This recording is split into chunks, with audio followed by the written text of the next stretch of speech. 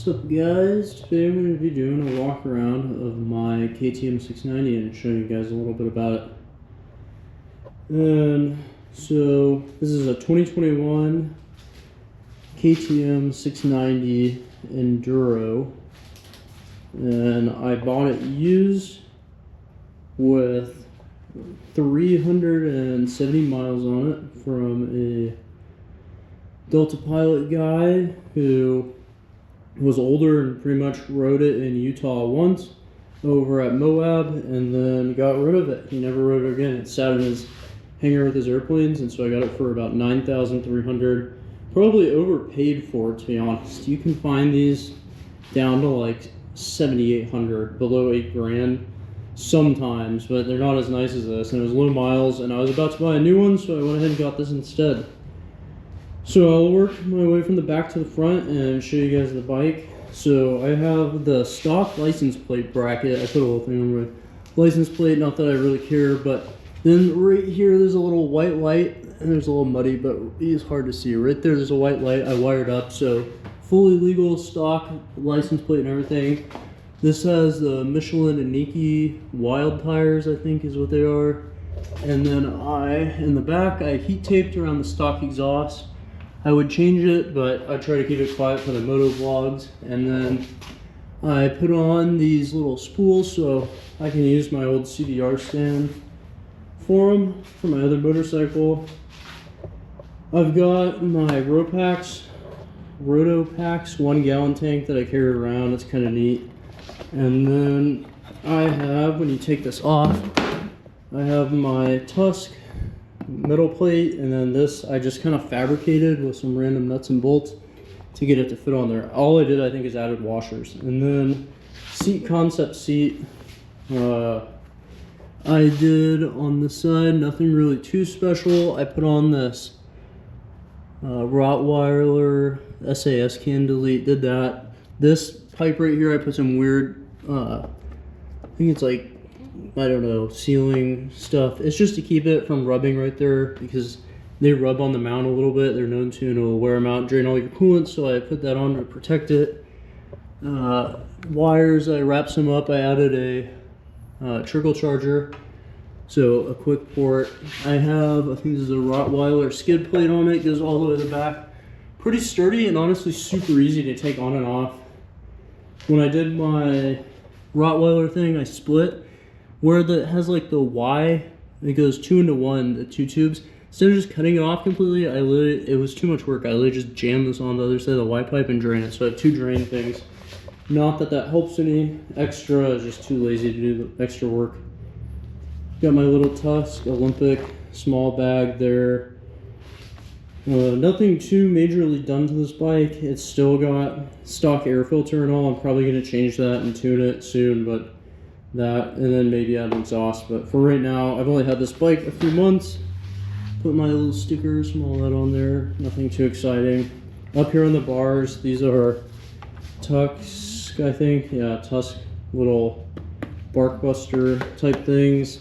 Came with the bike when I got it, and then did a little extra work. They still had the regular brackets where the yellow orange ones go on, so I added a bolt and just a nut and then removed them, and now they're still pushed up, but I can move them down so they are adjusted maybe a little better, because the bar ends look a little, the levers, at least on this side, stick down a little bit, which will look weird, but no big deal. Michelin and Nike Wild tire on the front too. Really not a whole lot of stuff done to this bike. It's mostly stock. I've got the stock exhaust on it still. I changed this out when I was doing the valve adjustment, because that makes it just so much easier. With metal, I don't have to worry about leaking. Looks a little cooler, whatever. I just got that because I got free shipping on some other orders of parts. When instead of paying shipping, I just got paid for that, and then I paid shipping, same price. But yeah, that's pretty much it. It's got a few things done to it, not a whole lot. I might have missed something else. The stock mirrors, super loose. Had to take these off, and then you can tighten these bolts and tighten this, and I did that. And then the mirrors worked fine, but before they were annoying. Yeah, so just my 2021 KTM 690 Enduro. This is what I ride when I motovlog. I just got the seat, concept seat today actually, so I waited to make this video until I got it in the mail. And I've done all kinds of work on it. When I first bought it, the guy, with the brake-in maintenance, he didn't have done at 300 miles, obviously it wasn't called for, but so I took it off, adjusted the valves, went through everything, did that delete kit, changed the oil and the filters and the screens and all. He literally had no air in either tire, so I added air in them and whatever else, just basic maintenance. I just got done riding, so it's a little muddy. But overall, it's a pretty good bike. I mean, I've ridden YGZ 250, 2-strokes, and Kawasaki, like full motocross bikes and off-road, and this thing is much heavier and maybe doesn't do good in like as good as them in deep sand and all, but it still works incredible. And then on the road, when I first got it, the guy dropped it obviously on the side when he was on Moab. No big deal, didn't really hurt anything, just the scratches there and there, but pulled the triple clamps and adjusted the front fender alignment because I think the triple clamps are a little twisted from when he dropped it, so it made it ride way better at high speeds after I do that. And they were just barely off, but significant difference. See, I wrapped in here and everything all around the gas tank with heat shield. These are stock pegs and shifter, everything. Came with a quick shifter. This license plate thing, well, I have this stock one that hung down, looks super dumb, so just went ahead and zip tied this on. I didn't really do a whole lot, you can see, and it goes on there. Rewired the back plate to look better.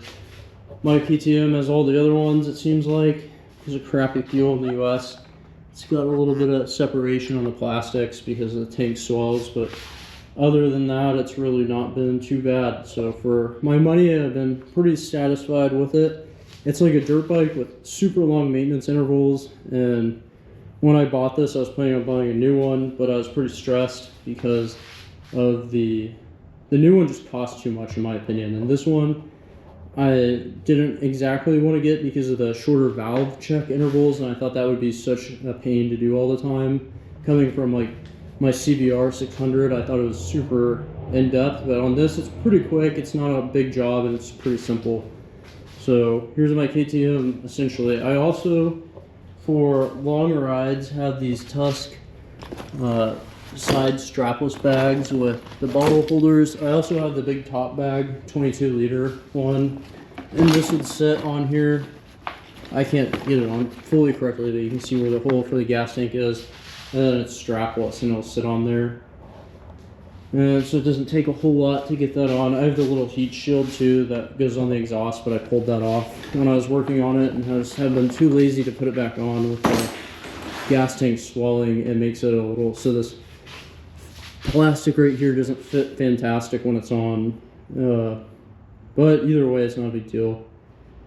So pretty happy with the bike, haven't had it too long. It's honestly pretty much exactly what I expected. I haven't ridden the older ones, but the 2019 and newer seem to be the ones that are a pretty good deal, and then the brand new ones have longer intervals for maintenance. The engine has got a bunch of redesigned parts, but for half the price and all these extra mods, it is a great deal. Also, if you watch the videos, I forgot to add, I have a Recluse auto clutch, so when I can put it in first gear and it just doesn't go anywhere. It just sits still, and then I just give it the throttle, and it's centrifugal. When the engine spins up, it spins the clutch and throws out little teeth, and it will grab it, and that makes the clutch engage. So it's like a automatic car almost. And then, so I can still use my clutch fully normally, and a lot of times in my motovlogs I will, and you'll see it, but